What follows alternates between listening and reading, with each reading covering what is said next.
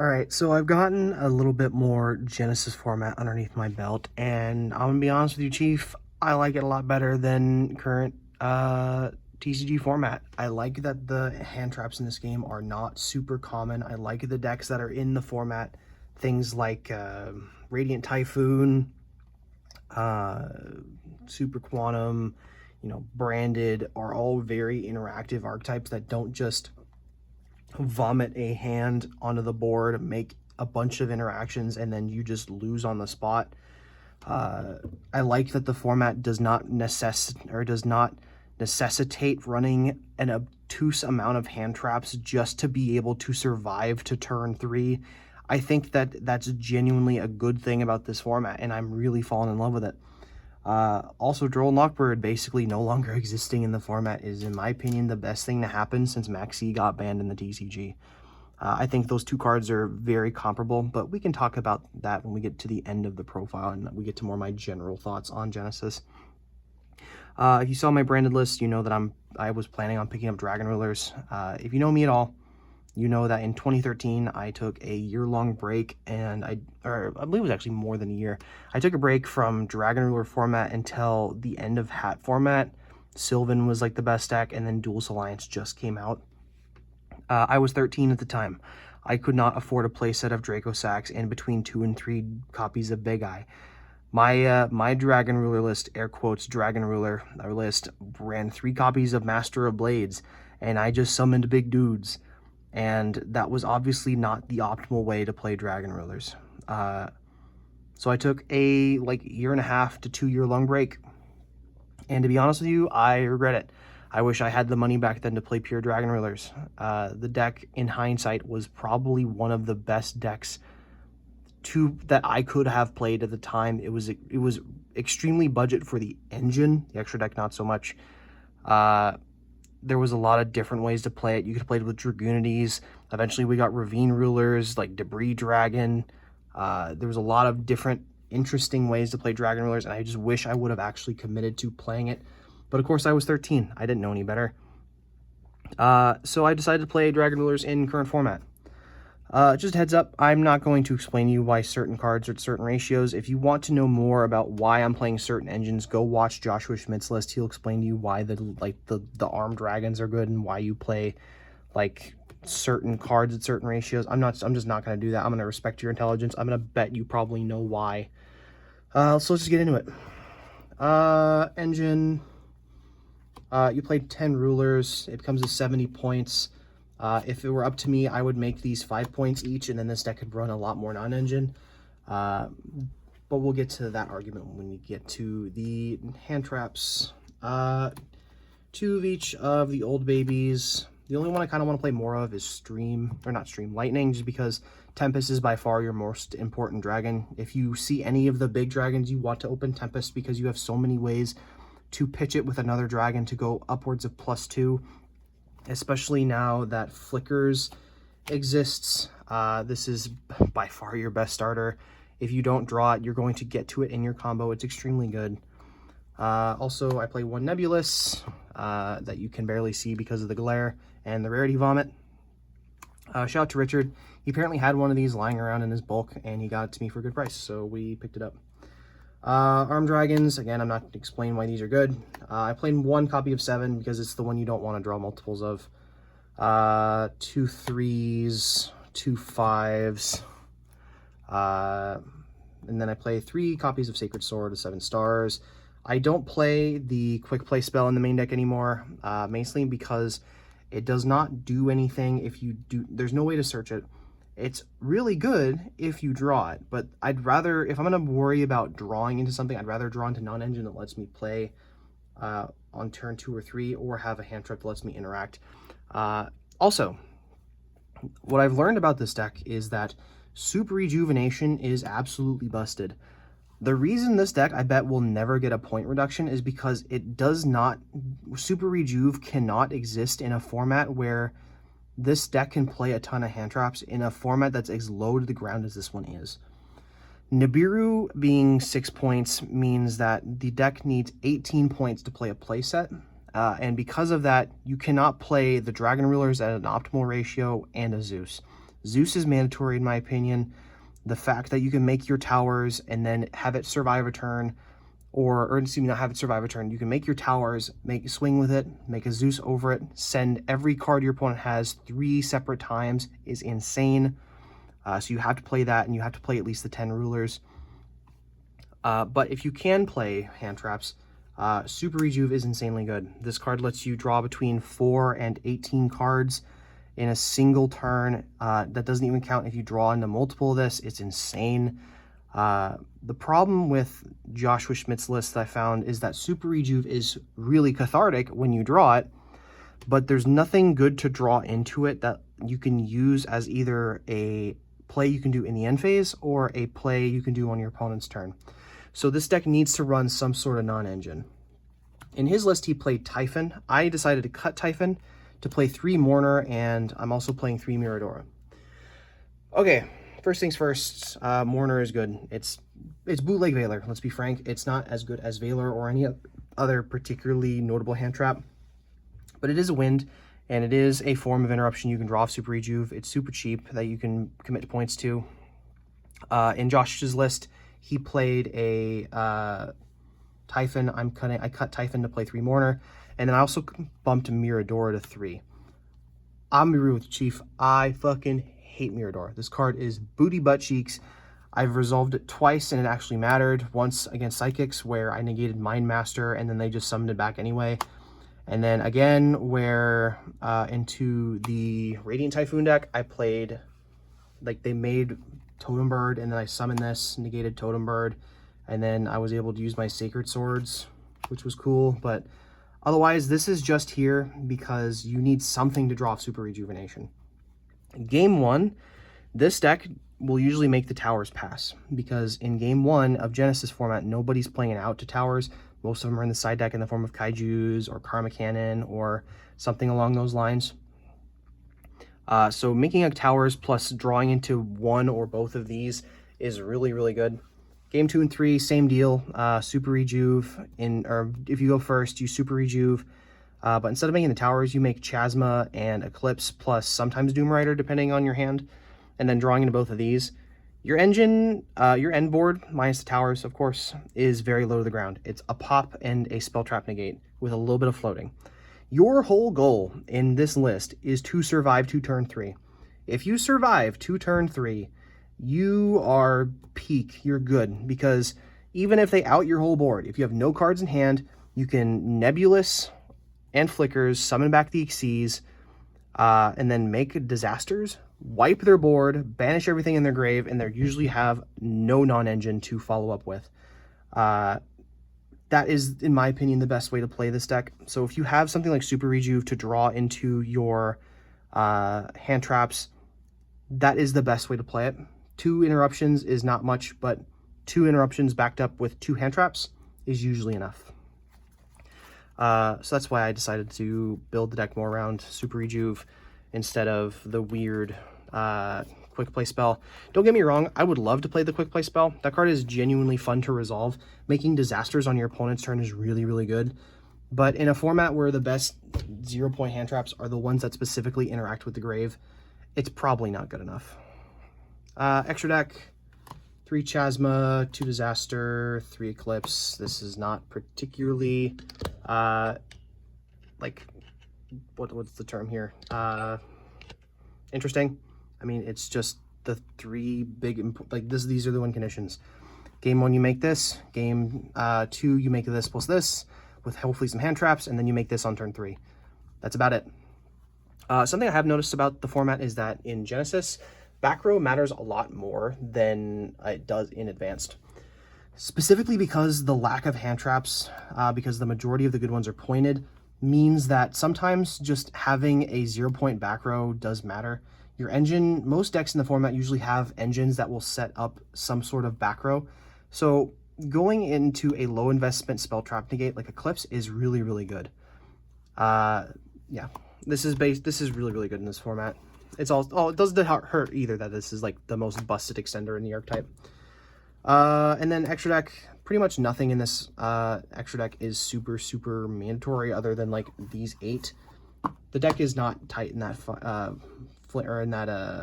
replace it all. Blaze, 1 Dark Arm. This is probably your best removal because it triggers your Dragon Reelers while also being removal.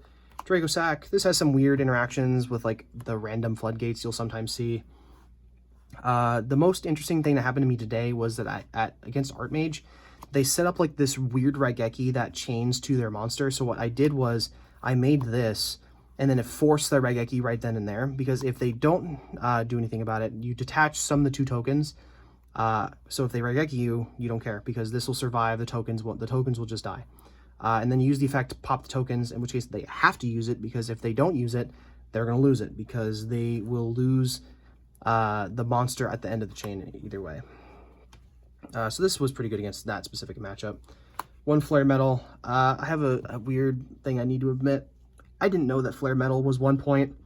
For like the last 2 weeks, I've been playing 101 points, and I didn't know it.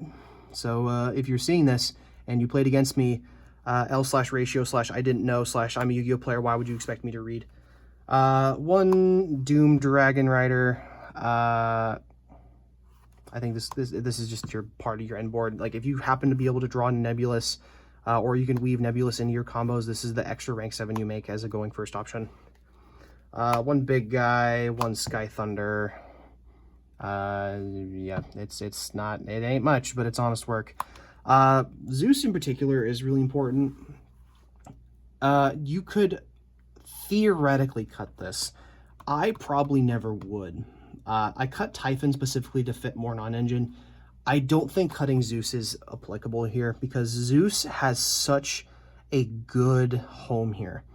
The Disasters being a 7 material Zeus target is insanity. The fact that you can recycle your entire Banished Zone and make it under a Zeus, make your towers, swing for 46, make a Zeus over it for 7 materials. That is insanity. If any deck is able to play through that, then GG, shake their hand. They're just better than you. But I've yet to see a deck that can play through a towers that banishes everything on their field and in their grave, and then make a Zeus that also just sends everything on their field 3 times. So yeah, Zeus is probably mandatory in this archetype. Going to the side, triple DD Crow. It's a free hand trap. It's 0 points, so you got to play it. Kumungus. I was playing Godarla at 1 point, but I've discovered that the extra wind attribute doesn't matter. I'd rather just have the extra 7 body, because you can draw double of this and then make a rank 7 play sometimes.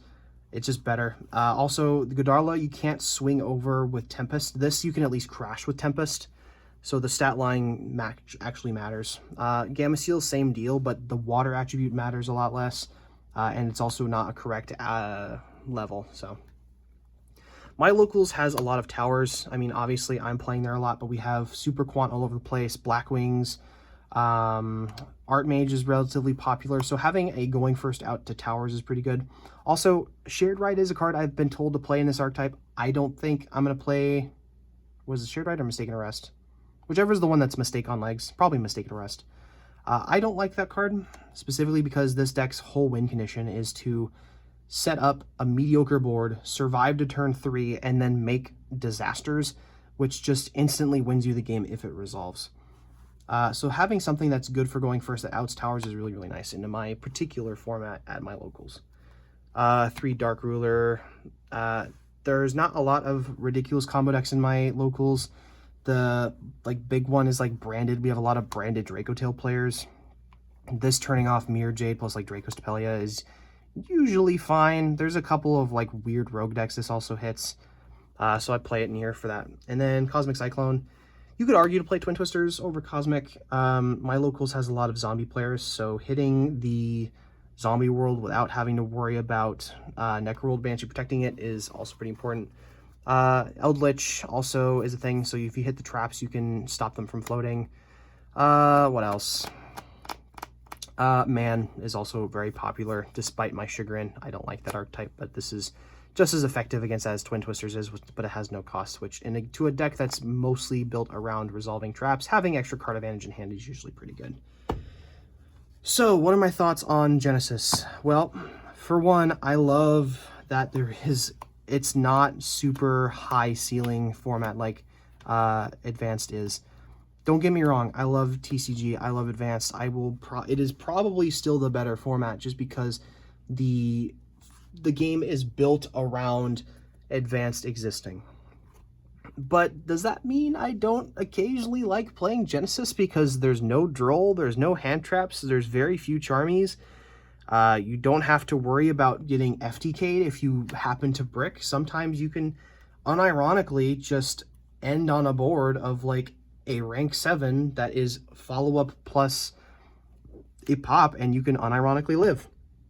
Now, this might just be a situation that comes up because my locals, we have a lot of Genesis players, but every single one of us is always testing a new deck. I believe every locals I've been to, we've had nobody that's been on duplicate decks for like the last 7 weeks, and it's extremely nice. This could be just an issue because of my local area. I don't know. I've not played Genesis in other states, but in my opinion, I think that's really, really nice. What else? Something I've also noticed is that the format is not anywhere near solved. I have a theory as to why this is. The reason I think there's no defined meta other than like the 2 to 3 decks that we know are doing well is specifically because there has not been any large-scale Yu-Gi-Oh events that are nearly advertised as much as, like, say, a YCS. YCS, we know the top 32 breakdown. The majority of the Genesis events are 8-man pods, or I believe it's either 8 or 16-man pods. And then we have the vibes, and the decks are told to us in the blog posts that Konami posts, but we don't have a consistent way of looking at what decks are doing the best inside of Advanced, or inside of Genesis. So because of that, the format is extremely open. Nobody has solved the format yet because we don't have results showing what decks are doing well outside of what Konami tells us. The question is whether or not this is a good thing. I am honestly kind of split on this because part of the reason I love Advanced Yu-Gi-Oh so much is because I get to play a game where deck building matters a lot. I like seeing different decks get innovated on, like the Trinity, like the Trinity of the formats the decks right now is Draco Tail, Yummy, and K9. Each deck does work does work on its own axis, and it does represent what that specific deck does really well. But there's a lot of different variants to each different type of deck. So like Draco Tail, you'll see branded, you'll see pure Draco Tail, and then once we get the new stuff coming in February, I believe, that deck's going to be re-innovated all over again. K9 has a lot of different decks. Even in Genesis, it's been played, like pure K9. K9 Vanquish Soul, K9 Mitsurugi, K9 Crystron. Yummy has less, or significantly less than K9 does. Like, there's pretty much just pure, and then there's Mitsu Yummy, and then whatever that deck that was running, like Ashland 1000 a few months back. But those decks are very easy to look at and say, this is the defining ratio we should be playing. You can go on to Yu-Gi-Oh! Top Deck, you can see that every single person is playing like 3 5 mana, 2 to 3, a Pan, and Urgula, stuff like that. You can tell what ratios are optimized, and you can tell that the players at the top have been paying attention to Yu-Gi-Oh! To deck building trends, which Genesis just does not have. We don't have deck lists of every single person that has topped an event recently, which I think may be for the best. To do a little thought exercise, in my head, I'm thinking, okay, we don't know what decks are doing well. So if we keep testing decks, eventually we're going to find out what does well. We've decided over the last few months that Runic Radiant Typhoon is really good. Vanquish Soul was really good for like the 2 weeks that it was allowed to play with 3 Holisu, 3 Jiaolong, and everything. We know that those decks did well, but they didn't do so well because they on their own were broken. The decks were relatively unknown because the decks or the decks that we're topping were not told to us. Now, this is probably just a consequence of Genesis being in its beta phase, and I imagine once we're out of whatever the beta testing period is, we will start seeing our own equivalent of a regionals for specifically Genesis, or an equivalent of a YCS specifically for Genesis, where we'll get an actual top cut breakdown and we'll see what decks are specifically doing better, and eventually we'll find a solved format. But until then, I'm kind of liking the fact that there's not a solved format. There's so many different decks. Now, this is probably just because we genuinely don't know what the best decks are. We know Radiant Typhoon is up there somewhere, but the format is super open, and it's likely to stay that way until we're out of this beta period, and I think that's really awesome. So that pretty much wraps up my thoughts on Genesis. Like, comment, subscribe, whatever, all that shit. To be honest, I really just want to talk more theory. Now, this might be just my crackpot theory, but I think that the moment we start getting like actual like deck lists and breakdowns of what's actually topping these larger Genesis events is when the format will start to become less diverse. So if you think I'm a crackhead for that, tell me in the comments. I'm still checking comments from videos I made like 2 to 3 years ago. I love shit talking in the comment section, so tell me I'm bad, tell me I'm wrong, please. I'll have a good one. Peace.